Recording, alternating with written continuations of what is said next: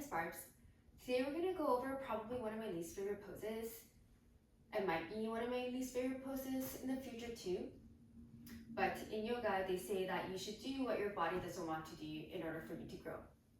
So we're going to cover eagle pose or Garudasana. The priorities for Garudasana are 1. Internal rotation, abduction, and balance on the lower part of your body.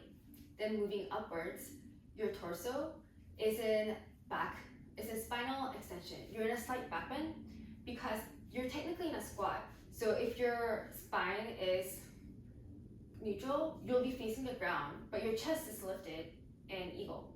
So that's why you need a slight back bend. And for your arms and your shoulders, your chest needs to be in abduction because you're bringing your arms and crossing them, which also means you need an open upper back. So some drills or poses that can help you get into eagle or get you deeper in eagle are 1. This is probably the most passive of them, is to just get into eagle legs on your back or maybe sitting on a chair. You're removing the element of the balance so you can bend your knees and your hips at a deeper angle in order for you to get into the double bind. And you can just relax here. Maybe if you're sitting up, you can watch TV or whatever, and just take this as more of a passive stretch. If you want a more active way to build your mobility for your internal rotation, is deer pose. You make 2 right angles. Your right shin is parallel to the top, so is your left thigh. This back leg is the one that's internally rotated.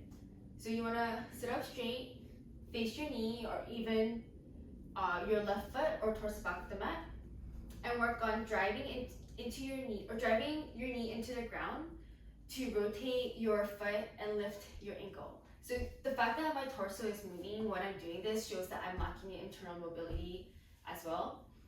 But whenever you take this action, you're also working your adductors because the act of driving your knee towards the mat will engage them. In terms of drills for your torso is chair. You're basically almost in the same pose except for you're on 2 feet and your arms, I guess, are not crossed. But you can just practice with chair legs with your weight behind or the weight on the back of your heels and practice just the back extension. And if you want, you can practice just balancing on one leg and then slowly stepping back, or maybe even bending further down and stepping back into warrior 1 legs. Because the back leg is in hip internal rotation. So by practicing flowing just back and forth, it can help you with the balance portion and the strength portion that's needed on the bottom, as well as the top 2 if you maintain your chest, or if you maintain lifting your chest. If your problem is more your bottom or your lower parts rather than your arms and your shoulders, you can just try to practice this with eagle arms too. Just practice your balance and practice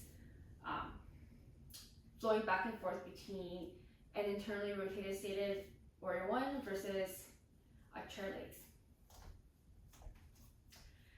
And the last drills for your shoulders and your chest is 1, chaturanga. Technically, chaturanga, you're not actually abducting, but it's a great chest exercise and a chest strengthener.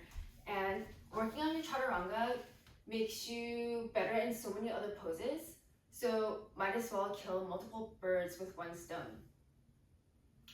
To open up your upper back, you can come into either a shoelace or crisscross. So while you're in belly down shavasana, you can stretch 1 arm towards the front and thread the opposite arm. In my case, I'm doing the right. You want to place your shoulder on the mat roughly underneath where your right shoulder should be. So you don't want to pull it all the way towards the midline because there's less leverage to stretch out your shoulders. If I'm trying to square or lay my chest down when my shoulder is in the midline, I guess might not be easy to see. Like this, there's less stretching going on the backside because there's less leverage. But if my shoulder was more closer to where my shoulder was when it was lifted, and I push my chest down and I try to draw my armpit towards the mat, then that creates more force, so I can open up my upper back more and my shoulders. You can also come into a crisscross or shoelace, I think, and tuck your chin. If you're only using one arm, I would play around with tucking your chin, placing your ear on the mat, or even placing the opposite ear on the mat. You'll feel a slightly different stretch. So maybe you can switch it up every couple of stretches you do, and breathe where you feel tight to open up your upper back.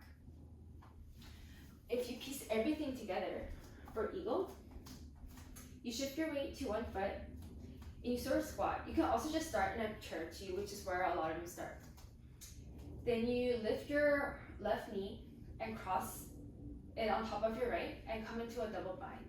You're using the hook of your double loop as leverage to help with balance. And your arms are crossed underneath each other, palms to touch. The goal of eagle is to have like the lowest, shortest squat that you can while having the tallest upper body that you can possibly can. So you're constantly squatting, but constantly lifting your chest and reaching the crown of your head towards the ceiling while squeezing your legs together. And eventually you want to have, while you're drawing down your elbows, you want to have your wrists, elbows, knees, and ankles all in one line, while basically the lengthiest upper body possible and the squattiest squat possible. And that was it for eagle. Thank you for watching.